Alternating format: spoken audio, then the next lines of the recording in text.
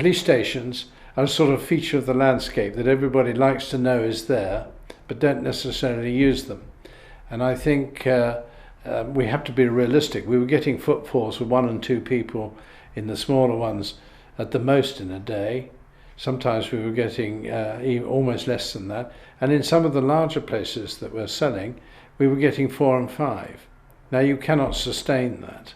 And by concentrating the policing into the 4 main centres, I know that we are much more effective that way, and it has been a worthwhile exercise. But more importantly, we've saved a lot of revenue expenditure on those buildings which were barely used, which we've been able to plough back into this frontline policing.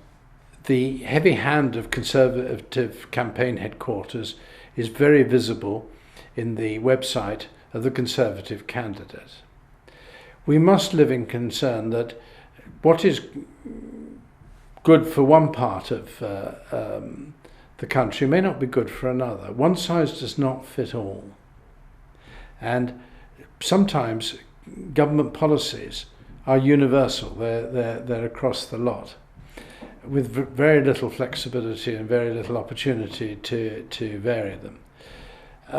I am very concerned that a political appointee could receive phone calls from government saying, this is our policy, you are going to implement it.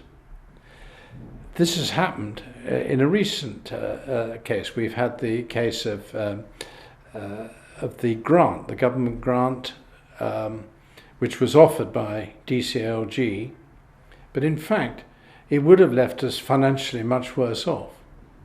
We resisted it in the police authority, and in fact we declined it in the end. But I can see a position where, had there been a politico on seat, they would have accepted it because that was the party line. But it was not in the best interest of Surrey Police. It was not in the best interest of Surrey residents.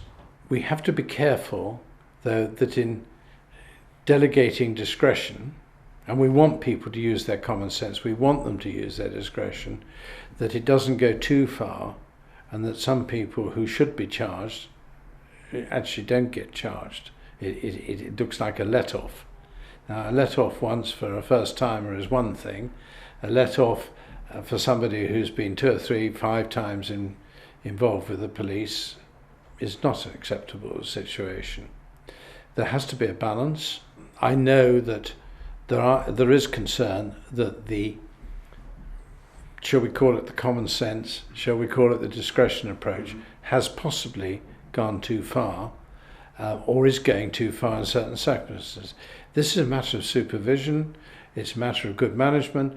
This is for the Chief Constable to make sure that discretion doesn't become the norm, and that we do deal with the criminals properly. Negotiating around private sector involvement, there are those who think that all this should be conducted in public.